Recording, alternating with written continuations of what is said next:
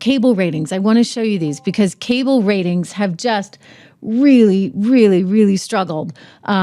Just struggled miserably. Ratings at cable networks in the last week, this is going to blow you away. I mean, it blew me away. It totally blew me away. These numbers right here. Let's see if I can put them up on the screen. So this is just, so I'm going to show you prime time and I'm going to show you average total day. So look at this. I mean, wow. So Fox is still killing it. Okay. So Fox is way out ahead, but even Fox, I mean, for goodness sakes, they're down 41%. That actually is really telling. Okay, that is really telling. I mean, we're over here and I'm broadcasting live. I'm actually in Italy right now. I'm going to tell you about my my pretty woman experience at the Chanel store. Like J-Lo, you are not alone. And I think it's actually an American thing. I think they're so upset about Trump tariffs in France that the Chanel store is like turning any and every American away. Anyway, you look at these numbers right now. At Fox, you've got 2.41 million. Okay, that's a big number, but it's down 16%. In the demo, they're down 41%. That's a big deal because they're the big kahuna here. And then you got MSNBC off 40%. And they're doing 78,000 in the demo. The demo is what they sell the advertising numbers, or the advertising revenue is what comes in. It's based off of the demo. It's 78,000, down nearly 60%. You've got CNN. This was actually put out by our friends over at Breitbart. And they write CNN LOL, down 44%. So they're not doing anything there. And then you look at the average total day, right? The 359,000. I mean, we have shows that are bigger than 359,000, like one show, right? Here on the Trish Regan channel. Reminder, subscribe, share, like, all that good stuff. So it's clear that cable is really suffering. And just in the last week, I think this was made pretty darn evident. Here is another screen I can show you right now. Well, it's just a bigger version of what we were looking at. I'm just blown away because the fact that even Fox is down, that tells you a fair amount. It really does. And this is something that one of the writers there at Breitbart pointed out. I thought this was a good way of putting it. He was saying basically, you know, I got to tell you this, guys, you know, that the demo number is a metric that sets advertising rates. No one in the demo is watching CNN or MSNBC. That's really clear. And then he said, I'm going to say it again for the hard of hearing way in the back. Without the left-wing affirmation action of the cable TV carriage fees, CNN is no longer in business. MSNBC is slashing staff and budgets are hoping to stay alive. That is just a fact. If you're still dumb enough to pay for cable TV, you are subsidizing these outlets, whether you watch or not. MSNBC and CNN, along with the other basement-rated leftist networks, Comedy Central, you know, all the ones that they have associated with them, MSNBC, et cetera, receive a cut of your cable bill. Those hundreds of millions in unearned dollars, annual unearned dollars, he points out, are what sustain these networks. They could never survive on merit, i.e. advertising dollars based on viewership. So it doesn't matter if you watch or not. They're still getting part of your monthly payment. So just stop it, right? Don't actually subscribe to these things or their streaming versions, things like Sling TV. Hulu, by the way, we'll talk about that in a moment, just went bye-bye because Disney knows that it's not making any money and it's super costly. And then he says, basically, you can exterminate these guys, just exterminate them altogether if you cut the cord. Enough is enough. He wrote the whole game is rigged to keep them and all the bad stuff they keep doing alive, but it only works if you cooperate. So don't be a dummy. Cut the cord. Stop supporting these networks. And it's almost like that's what people are starting to do. The idea that they're going to have to survive on their own. Think about that for a moment. I mean, MSNBC is a great example. They're getting spun off in their Versant spin-off. They're going to have shareholders breathing down their back saying, hey, aren't you going to earn anything? And they're like, well, we got to pay Rachel Maddow $25 million for her one show a week, right? So their profitability, their margins have been squeezed enormously. They're losing money for the company, so much so that now NBC is spinning them off and basically wants to get rid of the headache. And it's almost like you could see it all coming. It's almost like they could see it coming. They're going to blame Trump. But I'm just going back to these numbers. Don't blame Trump. Don't blame Trump when you're looking at, these shocking low numbers. By the way, Donald Trump's loving this, and he's loving even what's happening to Fox and the Wall Street Journal because he's mad at Rupert because of some of the, as he calls it, piles of garbage that he's been putting in the newspaper, the Wall Street Journal. And that's in reference to the whole scandal going to actually, James Carville had to come out with an apology and take down a podcast he put up with a bunch of garbage about Melania Trump. Anyway, we digress. Let me go back to what all of these sort of commentators that are on the other side of the aisle now are saying. Their ratings are so low and they can't quite get why, but they're blaming Trump. And it's like, guys, these are the numbers. These are the numbers, okay? The numbers don't lie. Nobody's watching you. Literally no one. I mean, I can't believe that a channel like CNN is 359,000 for the entire day. And we'll do that in a show. It's incredible. But, Joy and Rachel, they think they're the target, that they're going to get canceled, which they will, and it's Trump's fault.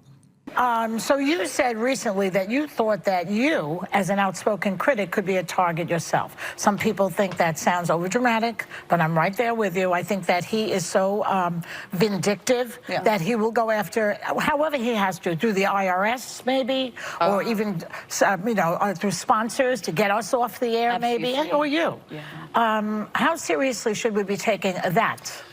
Well, so I was asked, am I worried about me? And my answer was, I'm worried about all of us. I'm no more worried about me than I am worried about everybody in the country. I think it's bad to have somebody saying, give me as much power as you can in this country so I can use it to go after other Americans. So I can use it to go after these subhuman internal enemies and I'll destroy them. Like, that's just not a good system for anybody.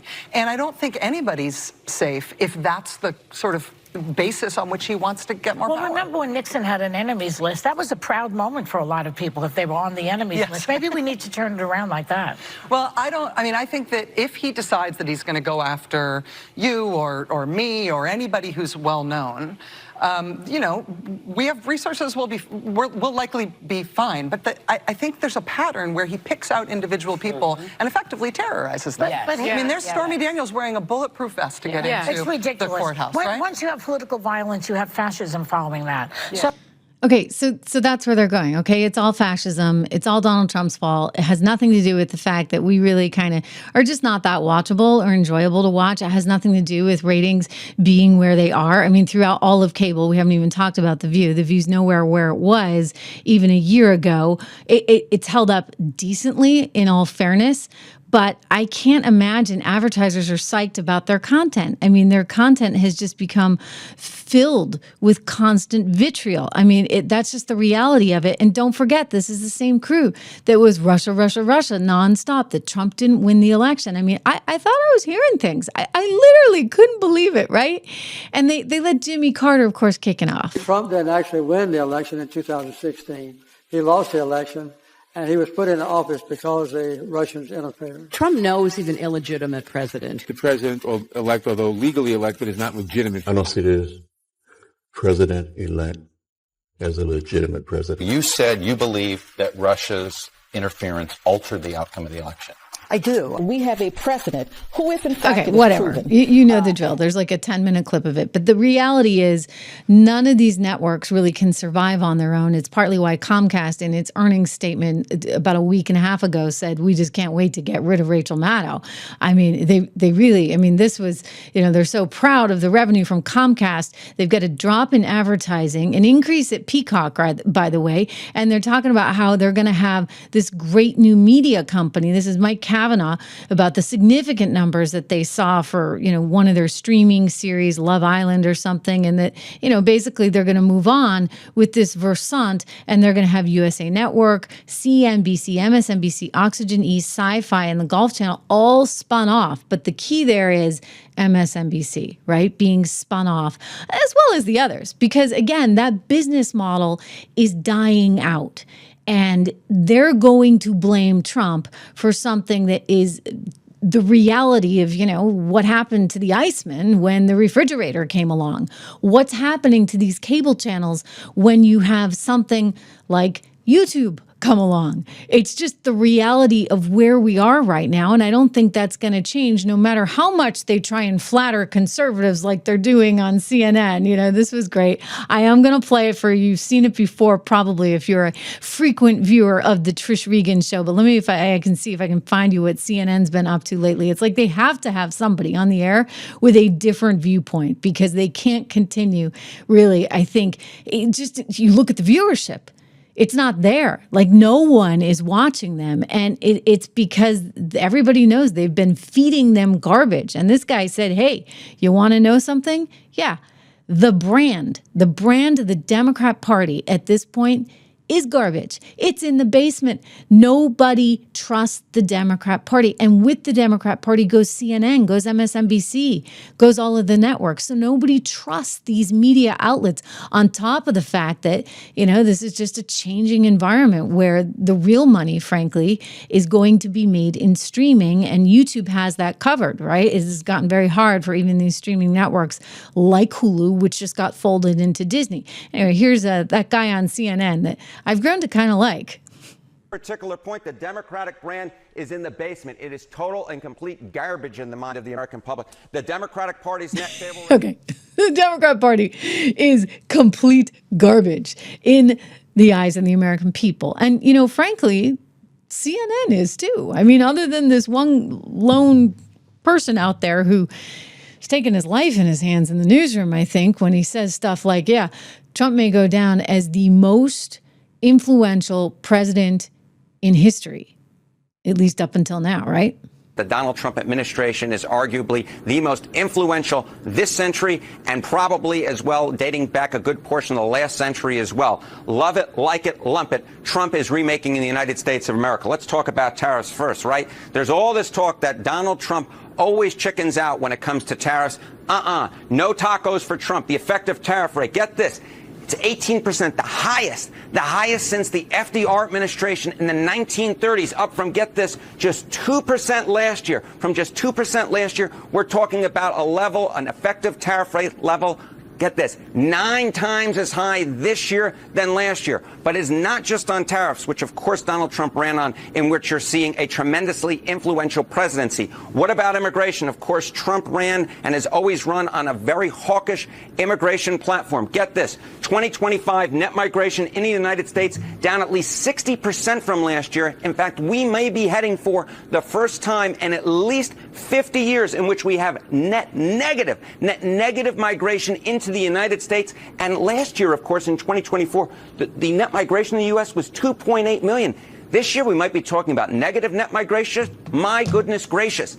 Now, of course, this is part of a larger story, as I was mentioning. We're talking about immigration, net migration. We're talking about the effective tariff rate. But get this, how is Donald Trump doing it? Well, he is signing a ton of executive orders. Get this, 180, the most in a year since Franklin Delano Roosevelt. Oh my goodness, you have to go back to the first half of the 20th century, the last century, and to make a comparison, Joe Biden signed, get this, just 77 during his entire first year, and we're only a little bit in August so far, and Donald Trump making history with 180 executive orders signed so far this year. So that's why I said that in my mind, Donald Trump is the most influential president of this century and probably dating back a good portion of the last century. That is because he is remaking the country in terms of tariffs. He is remaking the country in terms of net migration, and he is remaking the country in terms of how much policy changes he's putting through in executive orders. As I said, it truly is history making. Love it, like it, or lump it. Wow. Right, that's pretty good. So, you know, CNN's desperate. They're actually trying to admit the truth now and then, and they got Harry to do it.